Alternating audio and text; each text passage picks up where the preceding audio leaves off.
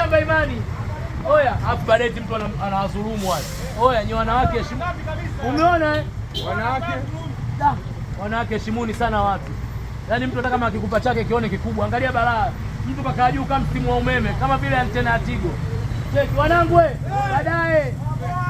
Tuacheni hivi, njoo. Tuacheni hivi wanangu. Tuje baba. Tuacheni hivi. Asante.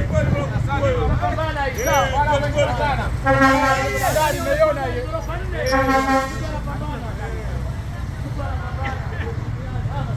Na wapo ndo maana napata.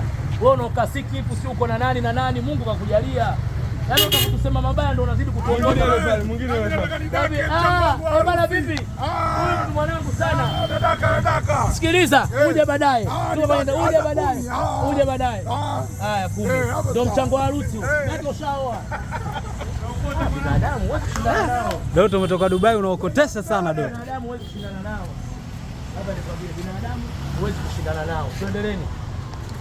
Utaratibu wako. Na nyinyi mtapata nauli. Si mmetoka mbali Utaratibu wako